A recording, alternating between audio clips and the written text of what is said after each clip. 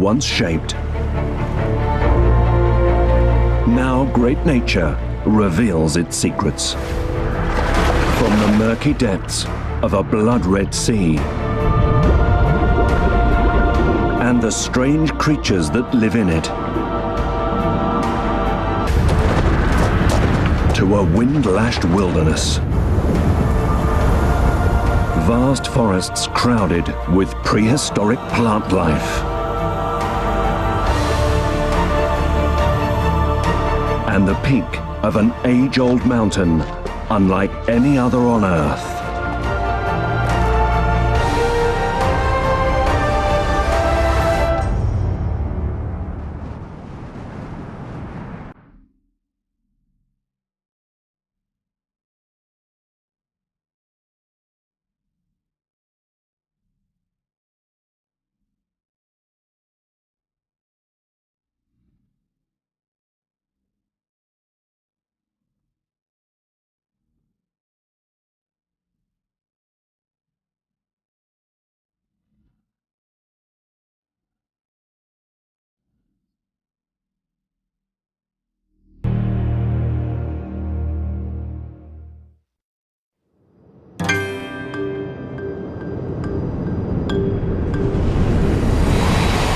The Great Nature Team is travelling to Tasmania, an island 240 kilometres off the southern tip of Australia.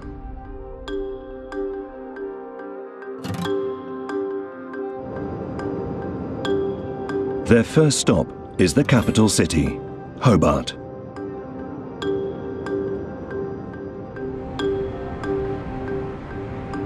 It's November, mid-spring in the southern hemisphere, and the seas around Tasmania are crowded with oysters, scallops, and other marine life that help feed the islanders and support the local economy.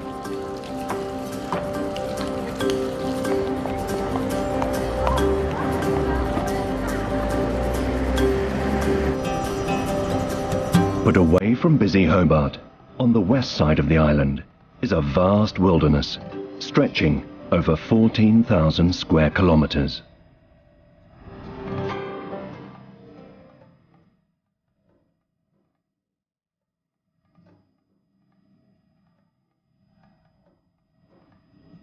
Among its dense forests and misty mountains are clues to the incredible forces that shaped the Earth as we know it today.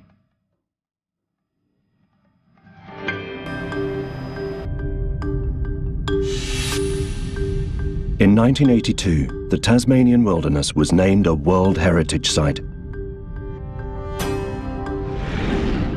And among all the incredible places here, one in the southwest is unlike any other. Bathurst Harbour.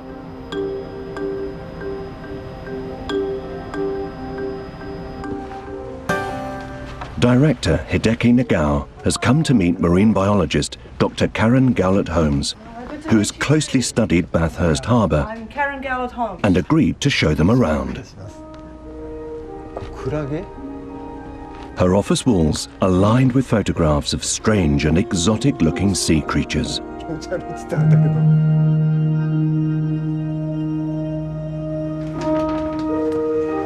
They're among the 50 rare species that live in the Tasmanian Sea, and the rarest of all are found in Bathurst Harbour. Here? Yes, there. And this is in the Southwest National Park. It's 150 kilometres and a 2-day journey from Hobart to the harbour, and careful preparations are made for the trip.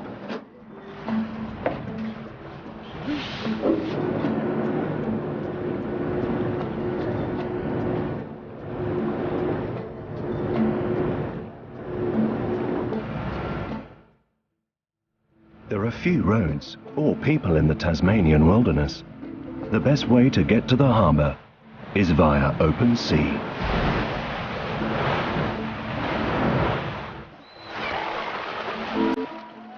A colony of Australian fur seals race to greet the passing ship.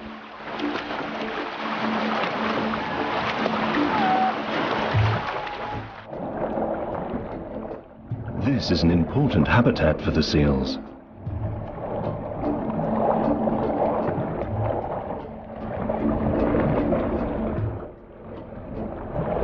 The seas around Tasmania are a rich hunting ground.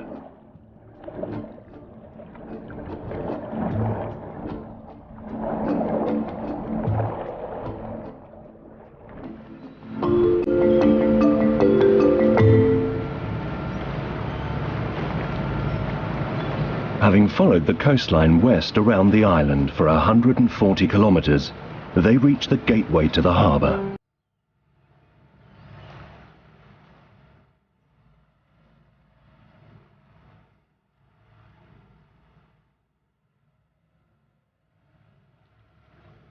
A narrow inland channel, around 10 kilometres long, connects Bathurst Harbour to the sea.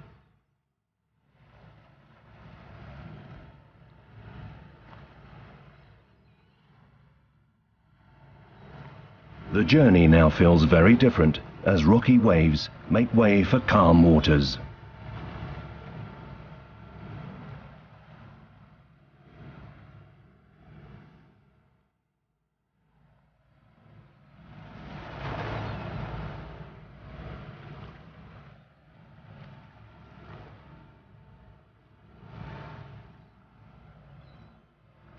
One hour later, they get their first glimpse of the mysterious Bathurst Harbour.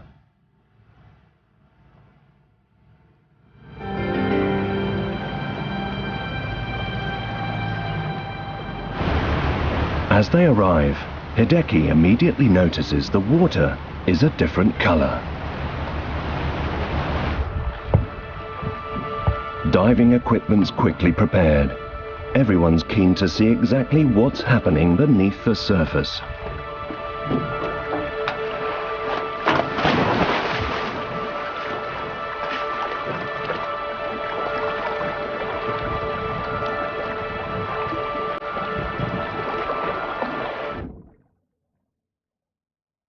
If the water looked strange from above, it looks even stranger from below.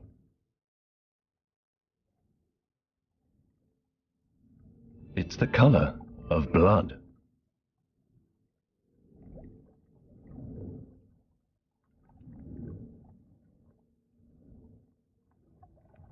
The red water shuts out the light, and it's difficult to see as they carefully measure their descent to the harbour floor.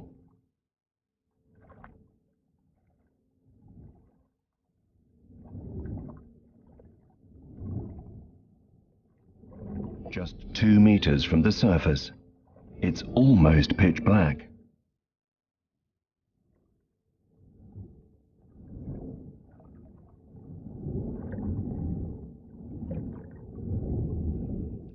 By the time they're 4 meters down, it is.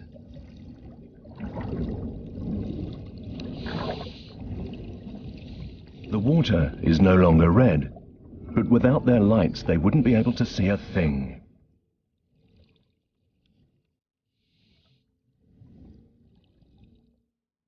Sand clouds the water as their feet hit the harbour floor.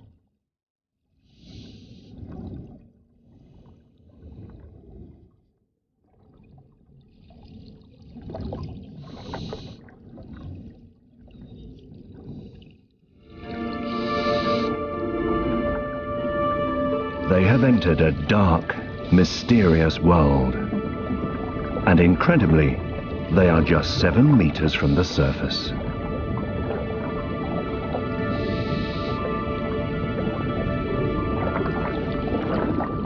But beneath the veil of darkness, the seabed is ablaze with colour.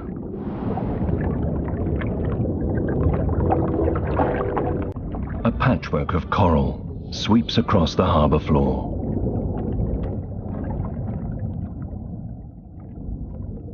Coral usually needs sunlight. It seems strange to find them thriving in the dark.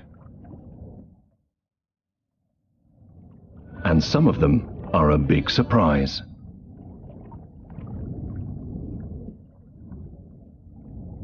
These gently waving tendrils are a species of coral called sea whips.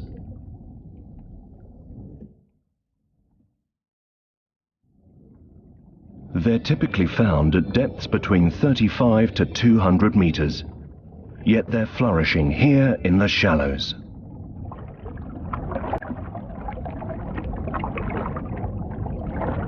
Bathurst Harbour seems to have been invaded by creatures from the deep. Like this tiny animal.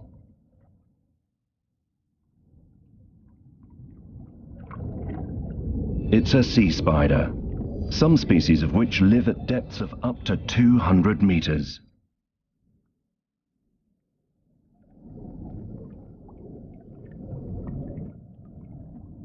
The astonishing life in the dark continues to unfold.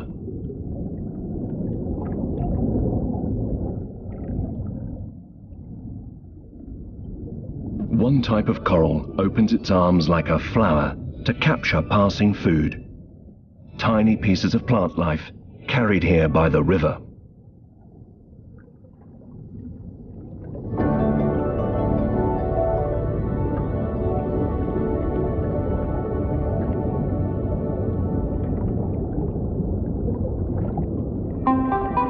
Other types of coral look even more bizarre. Sea pen date back 600 million years, well before life had evolved to walk on land. There are unexpected sights everywhere they look.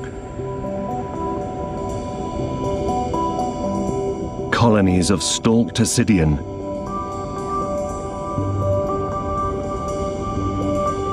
encrusting soft coral,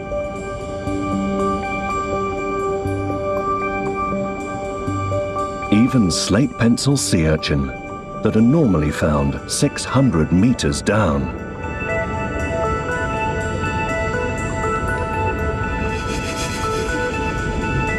One of the strangest looking things they see is this.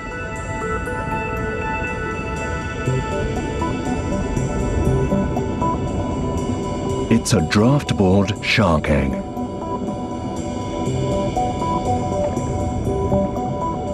It's attached by tendrils to a dead sea whip coral and will hatch in around 12 months' time.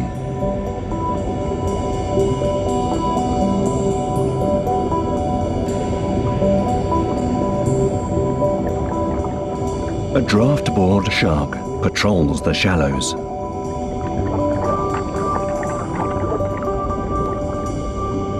It spends most of its life at depths of around 400 meters, but visits Bathurst Harbour to breed.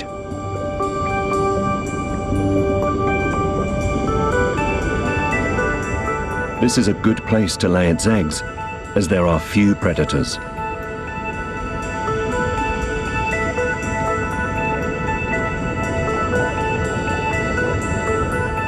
And other visitors lay equally strangely shaped eggs.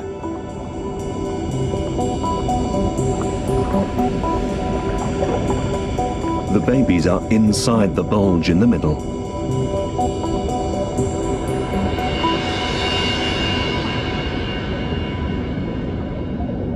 This egg belongs to one of the world's most unusual looking sharks.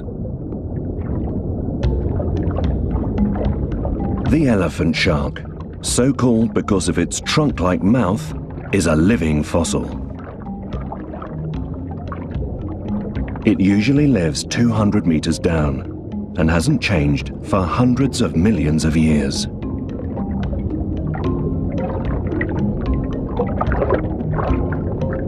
The further they look, the more deep-sea species they find.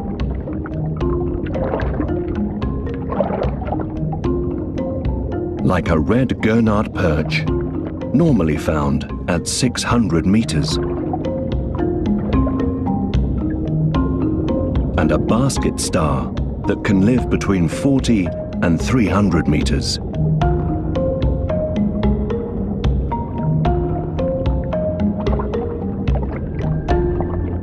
Hideki wants to know if the presence of deep-sea creatures is somehow connected to the red water. They collect a sample of water from the bottom of the harbour. and a sample of red water from the surface. Hideki volunteers to see if they taste different. And they do.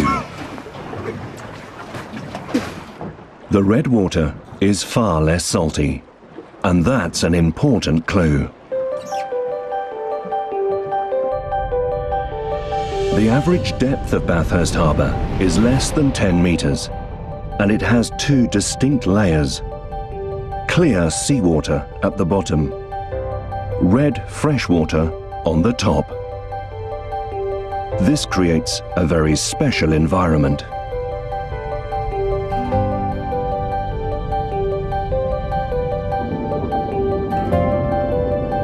Karen explains why deep-sea creatures live here. Normally, the deep-sea animals will only survive where it's dark, but also where there's no waves. And so that's in deeper water. But in the Bathurst Channel and the Bathurst Harbour, because we have the dark fresh water on top, makes it very dark underneath in the seawater. The red water stops sunlight reaching the bottom, helping create the dark environment deep-sea creatures need.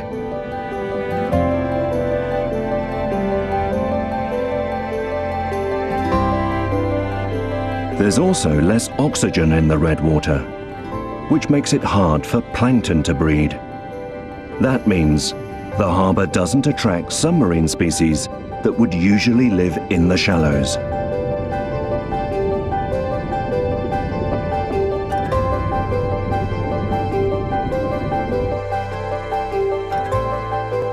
Another thing deep-sea creatures like is the fact that the harbour is so still.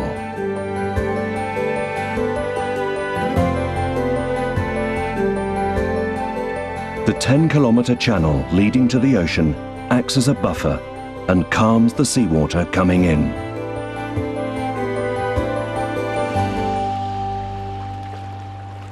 Bathurst Harbour's red waters are a revelation.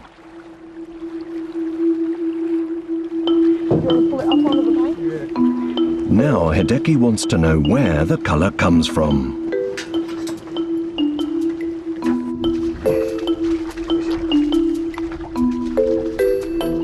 To find out, they're back on land, but it's far from dry. They're wading across a huge wetland.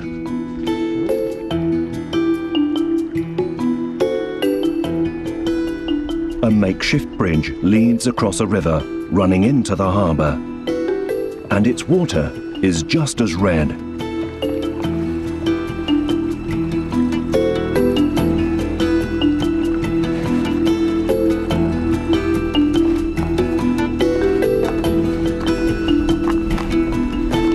This is what Karen has brought Hideki to see.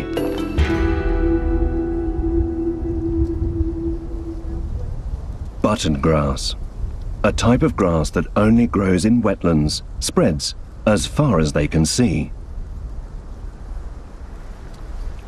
The red colour in the water comes from the peat the grass is growing out of.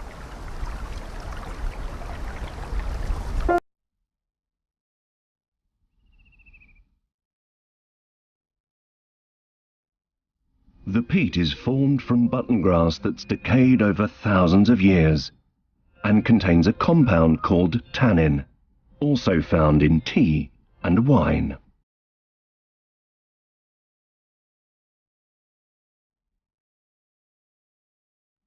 The tannin seeps out of the peat and is washed away by the rain.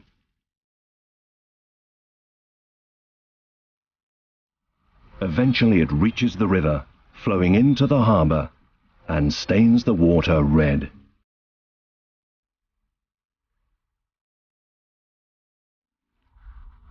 When the tannin-stained water reaches the harbour, it stays there. It doesn't flow out to open sea because of the channel.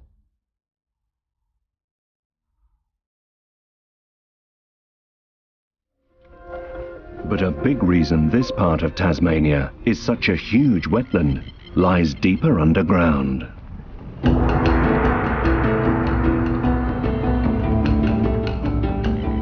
beneath the peat are layers of a type of white rock called quartzite.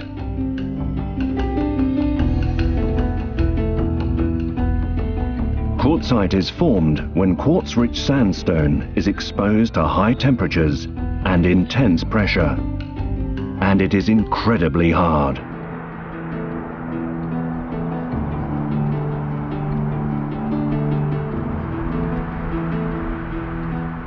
It's remarkably resistant to erosion and is spread beneath the soil across a large part of West Tasmania. As a result, water can't drain away.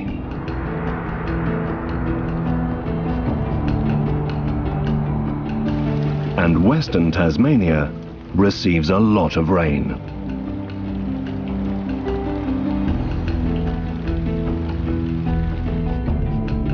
This map shows rainfall figures across the island. Parts of the west clearly get far more rain than the rest of Tasmania, sometimes over 3,000 millimeters a year. What brings so much rain to the west of the island is about to become clear to Hideki.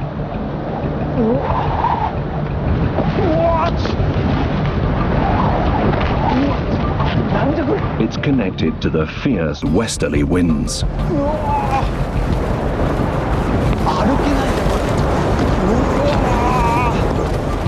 Simply standing is a challenge.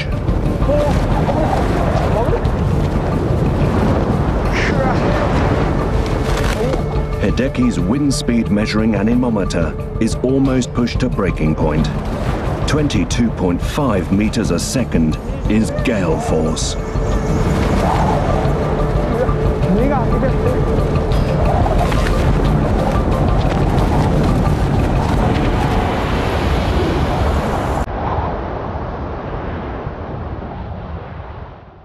The westerly winds pick up a lot of water as they cross the Antarctic Ocean.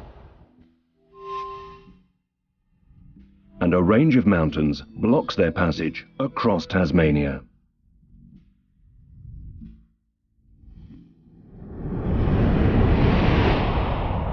The water-filled winds rise up the mountains, turn to rain clouds, and soak the west of the island.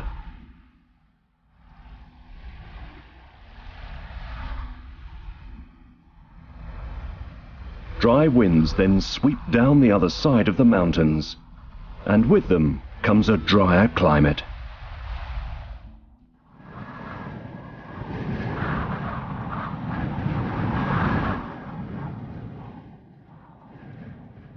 The low-nutrient land in the west is a rain-soaked wetland.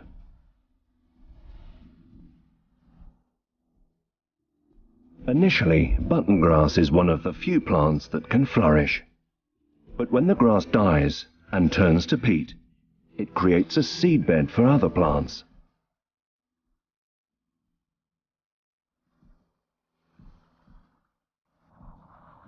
Over time, large areas of the wetland have turned to rainforest. The next landmass off the coast of West Tasmania is South Africa, and that means the prevailing westerly winds travel over 10,000 kilometers before reaching land. Subsequently, Tasmania has some of the cleanest air in the world.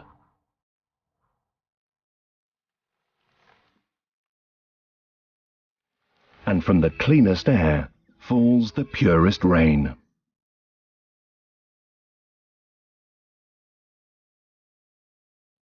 Many houses in Western Tasmania have large water tanks outside, and rainwater is enjoyed straight from the tap.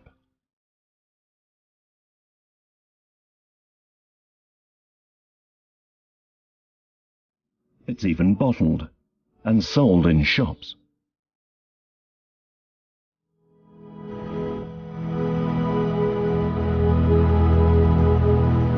Millions of years ago, Tasmania separated from the South Pole as the world we know today began to take shape. Most of the forests in the west of the island are eucalyptus forests. It's thought eucalyptus first appeared 70 million years ago, which, given the ancient history of the Earth, is relatively recent. Normally, eucalyptus trees like dry weather and plenty of sunshine.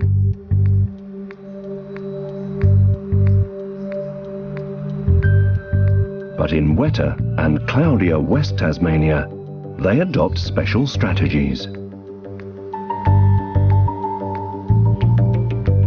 Shedding their bark encourages rapid growth as they race to reach the sun.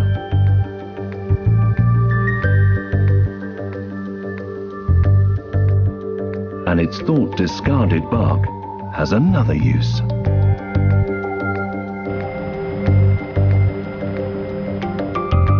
There are around 2,000 forest fires a year in Tasmania.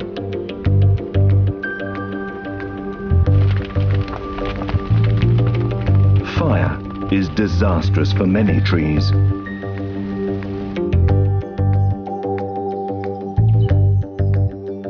But it's thought eucalyptus trees shed their bark to act as kindling.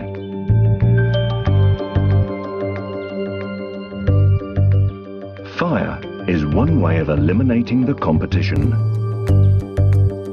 Flames reach the eucalyptus trees too, but this has benefits as well. Their branches are decked with tough, woody seed pods. Fire encourages the pods to crack open and spill their seeds. Ash in the soil adds nutrients, and heat stimulates seeds already in the ground to sprout.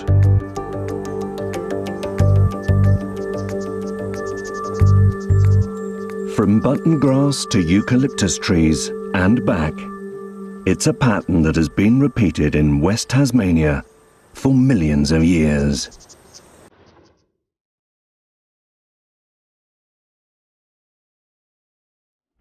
As fire burns trees down, button grass spreads.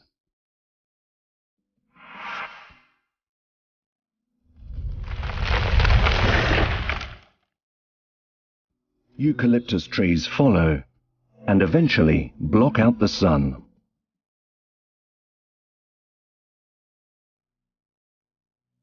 Over time, eucalyptus and plants that thrive in the shade have taken over much of the west of the island.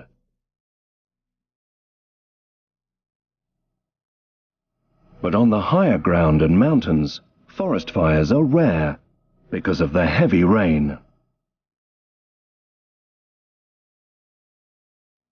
Eucalyptus hasn't taken over here. These forests are almost the same as they were 200 million years ago.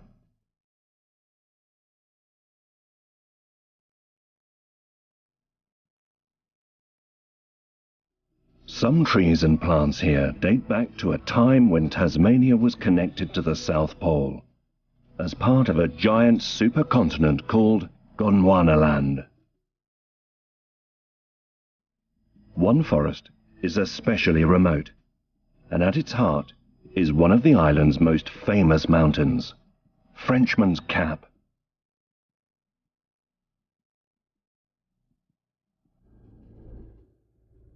Hideki and the team are back on the road as they set off to explore the ancient wilds of Tasmania. There you go. Leading the way will be a group of nature experts and tour guides.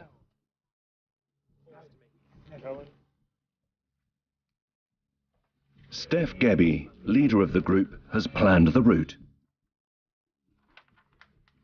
Okay. A tough 26-kilometre trek lies ahead as they explore Tasmania's ancient forests.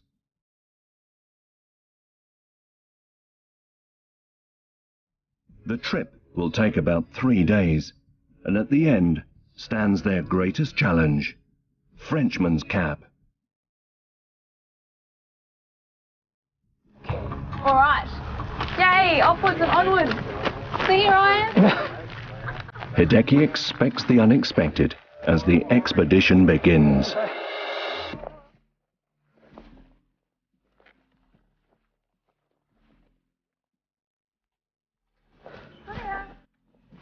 They need to cover around 17 kilometers on day one and to reach the campsite in 6 hours before the sun sets.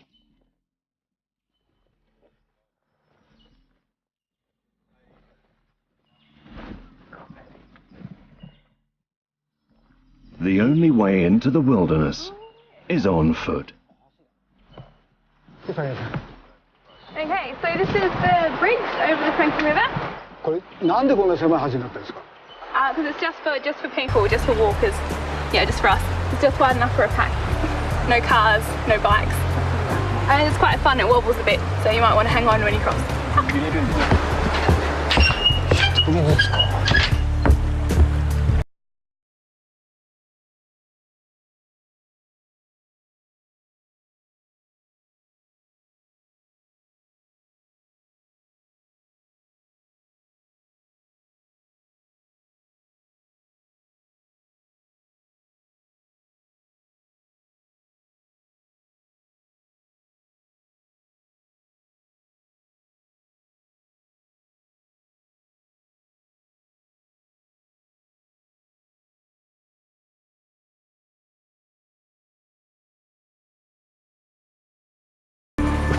Okay, so we're going to have a little break here.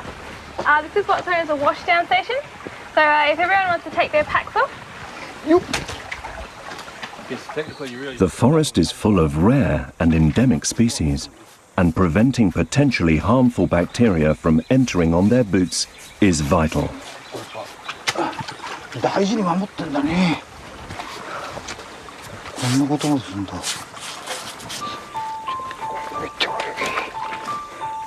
But boots don't stay clean for long.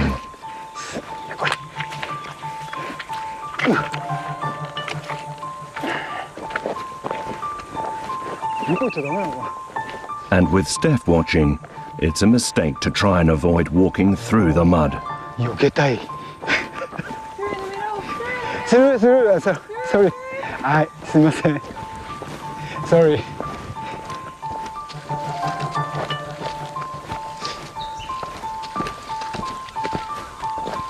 The first half of the day is spent trekking through the confines of the forest.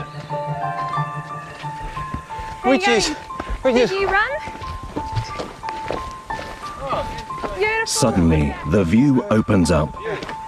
Got a perfect view. It's a big one, isn't it? Ah, Ooh la la. And snow on top. Yeah, perfect. Yep, that's Frenchman's Cap.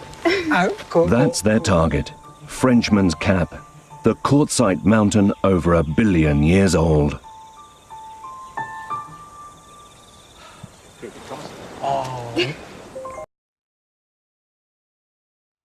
Patches of snow still cling to its peak, and standing between them and this remarkable mountain is an ancient forest that holds a key to the past.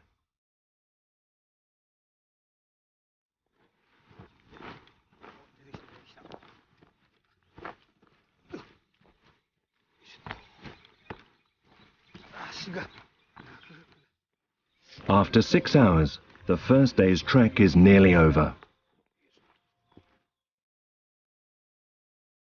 But there's one last hurdle to overcome.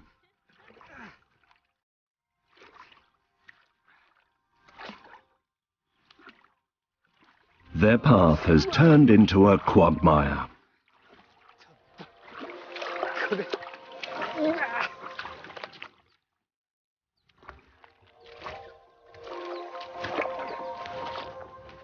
It's a relief to get through it and to close in on the campsite and a hot meal.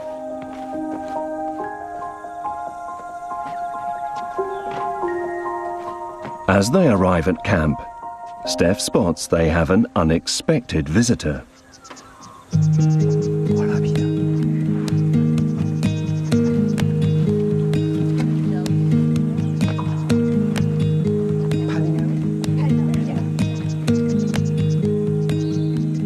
It's a type of wallaby native to Tasmania called a pademelon.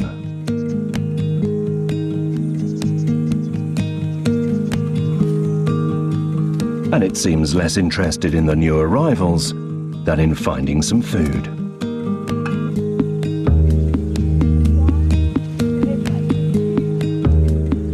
As the last touches to the tents are made, dinner's ready.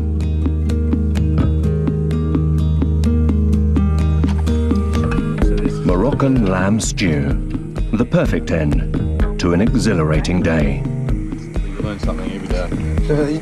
山来た時はいつもこんなものを食べるんですか？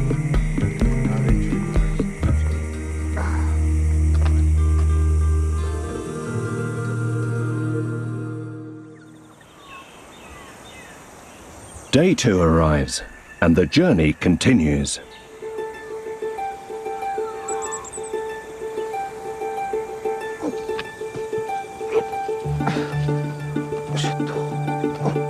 They only need to cover around 6 kilometers today, but the going is much tougher.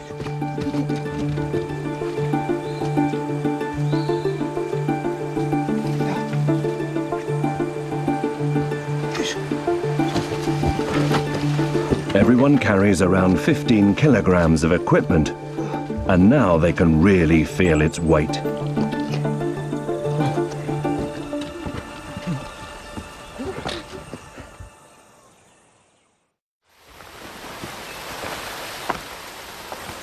After an hour's slow climb, a mountain stream is a welcome opportunity for Hideki to enjoy some of Tasmania's famous fresh water.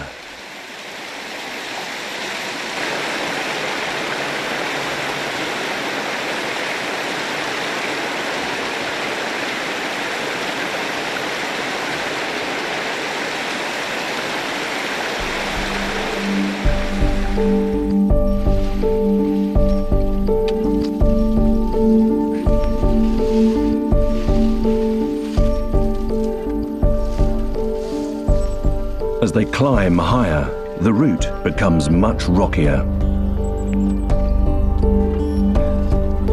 and more precarious.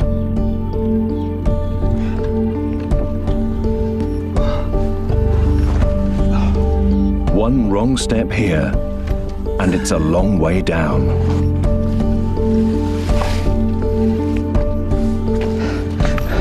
But Steph's found one of the forest's age-old secrets. すいません。 Look what I found! Our first Vegas. Come on up if you want. あ、なにこれ。 Perfect. It's an ancient type of tree called fagus, and its leaves are the same shape as the fagus found in the South Pole.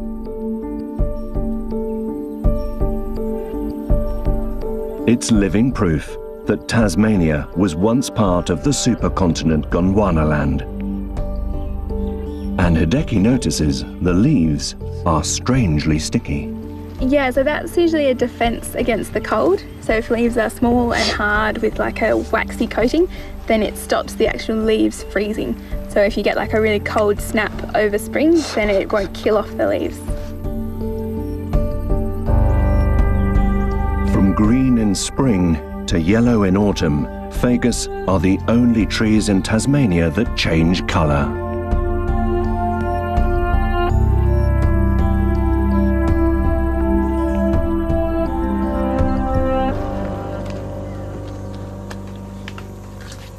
And the fagus tree is just a taste of what lies ahead.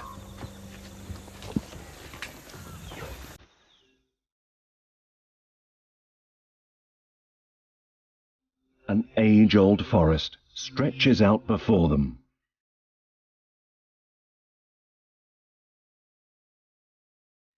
It's like stepping back in time 200 million years.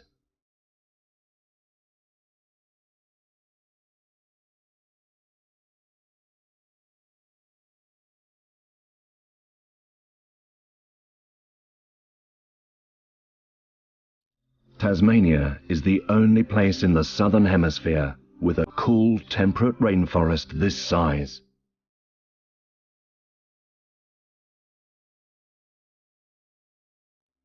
An evergreen conifer called a King Billy pine towers over 40 meters high. King Billy pines are only found in Tasmania, and they date back 150 million years. The Tasmanian sassafras is another rare giant. This one is around 45 meters tall and secretes a sweet scent.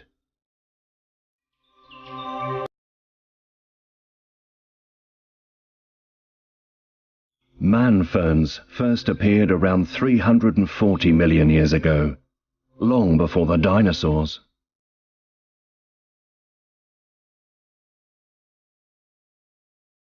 And when spring arrives, the claw-like flowers of the Tasmanian warata bloom.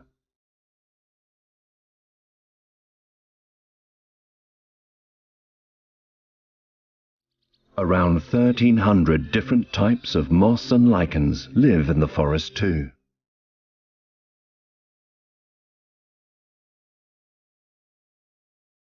It's a living museum of plants and trees.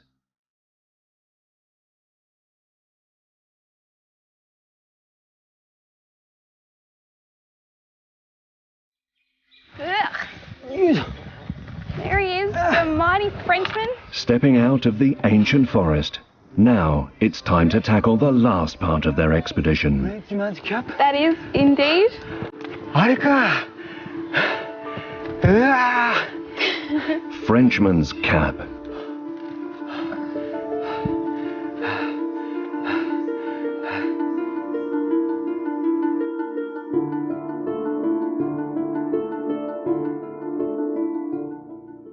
The mountain towers over deep and dramatic valleys. Shifting glaciers during the Ice Age have shaped breathtaking scenery.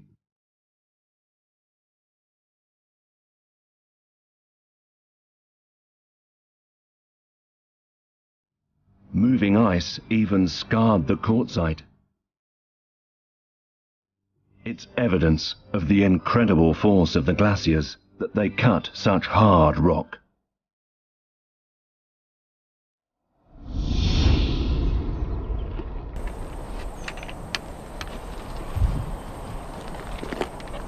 Day 2 draws to a close as they approach the campsite.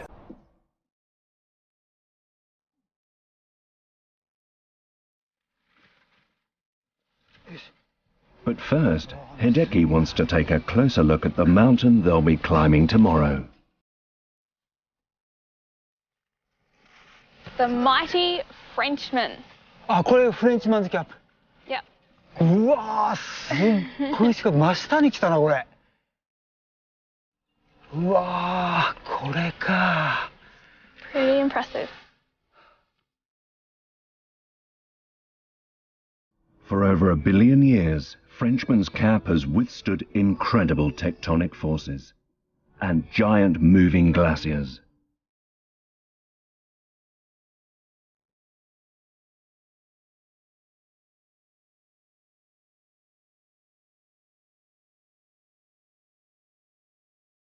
It's thought that the mountain's unusual name stems from the shape of the caps worn by French revolutionaries called Liberty Caps.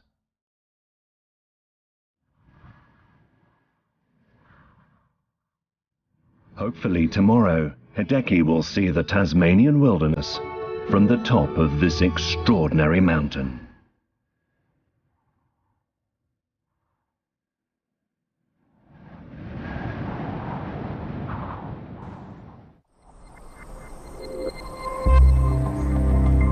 The final day of the great nature expedition arrives.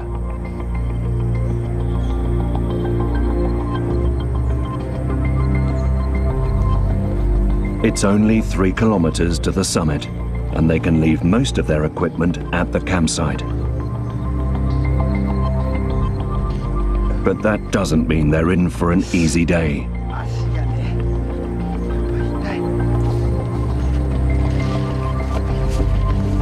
The journey so far has taken its toll.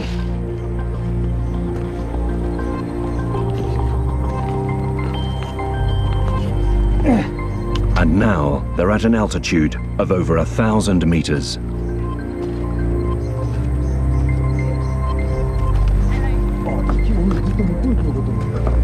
There are no more footpaths. From here on, it's a steep climb.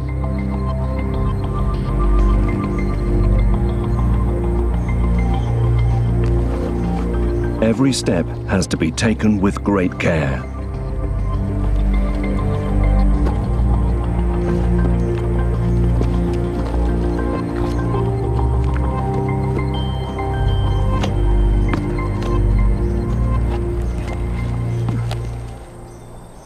Frenchman's Cap is home to Tasmania's oldest exposed rock, quartzite, from the earliest geological age, the Precambrian era, over 1 billion years ago.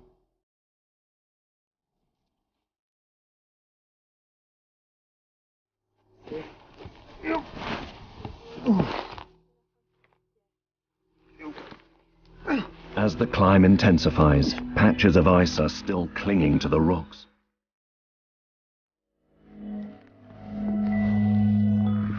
The last stretch of their journey is the hardest part of all.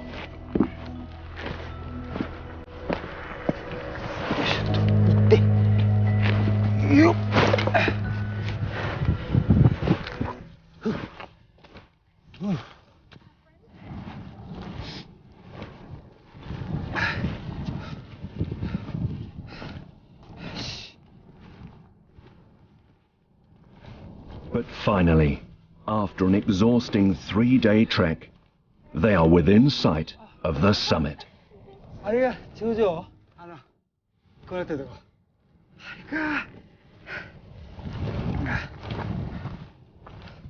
And it's been worth the effort.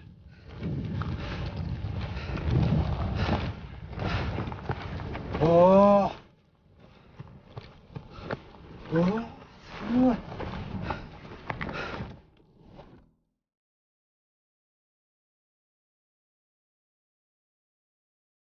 The view leaves Hideki speechless.